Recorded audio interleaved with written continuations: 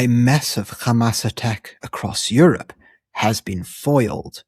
However, South Africa has emerged as a potential new target.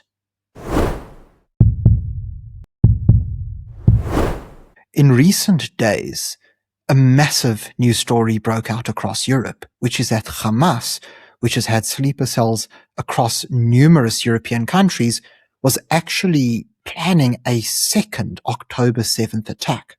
However, rather than this attack being in Israel, it was scheduled to take place in Europe. Now, although this specific attack was foiled, there is a distinct possibility that something like this could happen in South Africa in the future. But before we get into all of this, could I please just remind you to subscribe to the channel if you haven't already. It's completely free, and all you've got to do is click on the subscribe button below the video. If you would like to enjoy additional perks such as members-only videos, you can do so by clicking on the join button below. Now let's get started.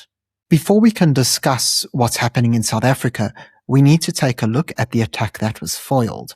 So Visegrad 24 published an article about this, and here on their Facebook they explain that a major investigation by a Swiss newspaper, unfortunately I can't pronounce that name, but this newspaper revealed that Hamas spent years building an operational terrorist network across Europe, including weapons caches, bomb-making capabilities, and sleeper cells preparing attacks against Jewish, Israeli, and Western targets.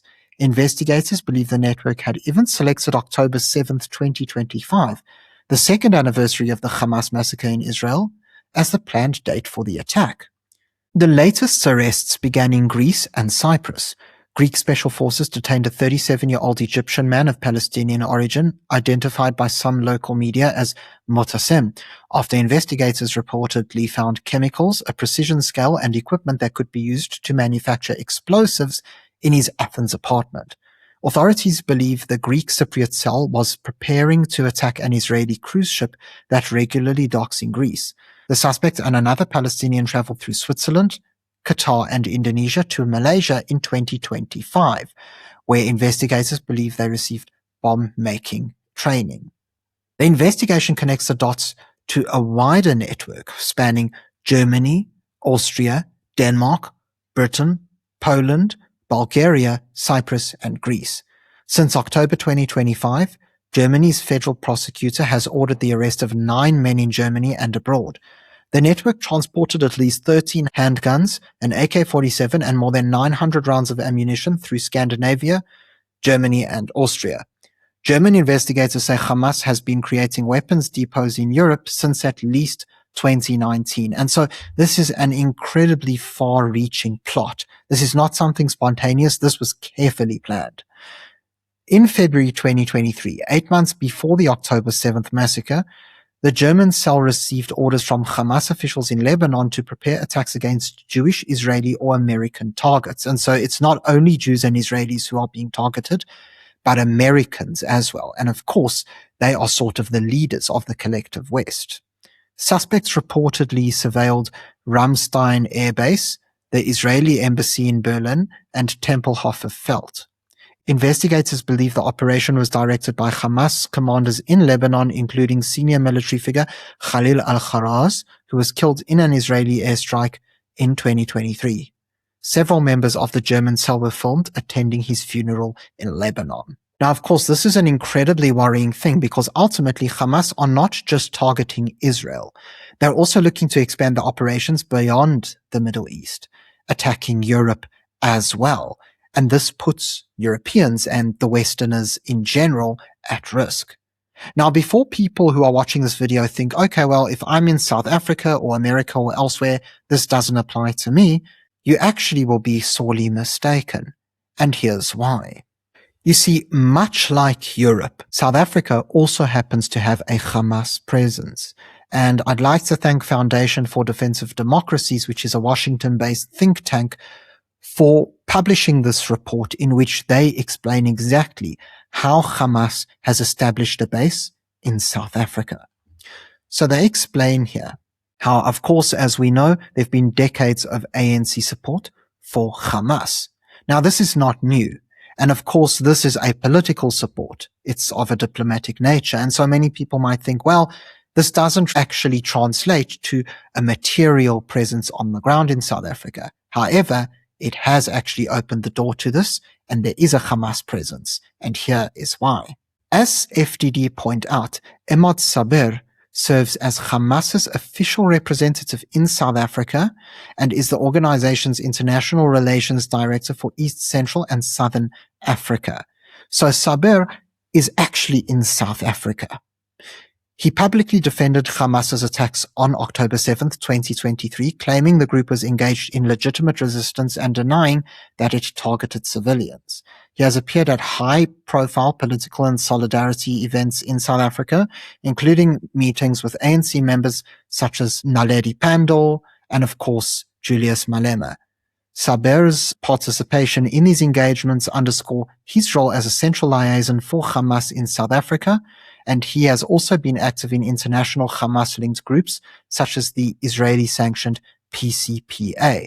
But this is not the only Hamas supporter in South Africa.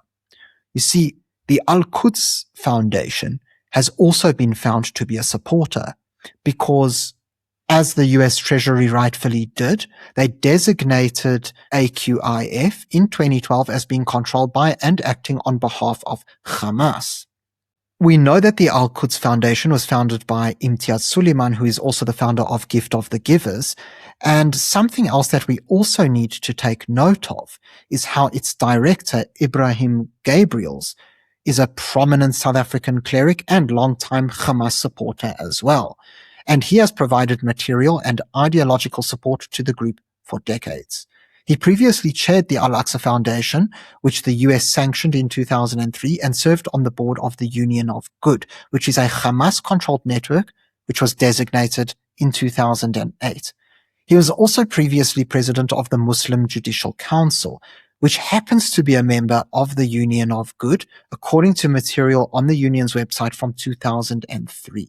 And so this is very important for us to note because, as we've explained on this channel before, the Muslim Judicial Council is very influential in the South African Muslim community, and their current head, Riyad Fattar, has openly expressed his support for Hamas as well, saying, "I am Hamas, Cape Town is Hamas, Viva Hamas, Viva." And you can see that viral video all across social media. Now, in addition, Gabriels is also a leader in the Muslim Judicial Council and has also aired his support.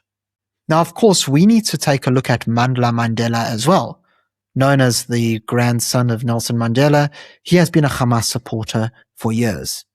It shows here how he has been repeatedly pictured with various Hamas senior leaders, including Khalid Mashal and Marzouk. In a February 2025 meeting in Doha, Qatar, he met with Hamas senior leadership to discuss South Africa's case against Israel at the ICJ. He also served as a board member for the League for Parliamentarians for Al-Quds and Palestine, a Turkish-based organization whose leader, Hamid Abdullah Hussein al-Ahmar, was recently designated for his ties to Hamas. And then ultimately, in August 2024, he decided to attend the funeral of Hamas leader Ismail Haniyeh in Qatar. And rightfully so, the United Kingdom took note of all of this, and in October 2024, they denied him entry to the country, reportedly due to his support for Hamas. And so it is very clear how South Africa has numerous figures, high up, prolific, influential people who support Hamas. But unfortunately, the treachery does not end there. Here we have a photo that we have shared on this channel a few times before, which is a Hamas office in Bo-Kaap in Cape Town. I think this picture really says it all. We can see the Palestinian flag waving high, and we see Hamas written on the building. And so ultimately, I think we can all be certain that this is a situation where South Africa is in real danger. We've already seen the insurgency by Hamas into Europe, and South Africa seems to be following that exact same blueprint.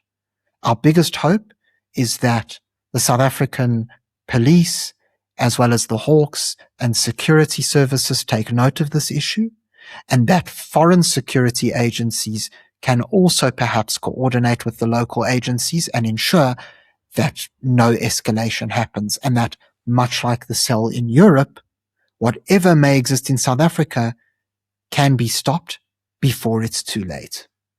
Thank you very much for tuning into this video. If you found it informative, please remember to subscribe to the channel for more content. Until next time, I'm Matthew Cohen, and this is the Power Pod.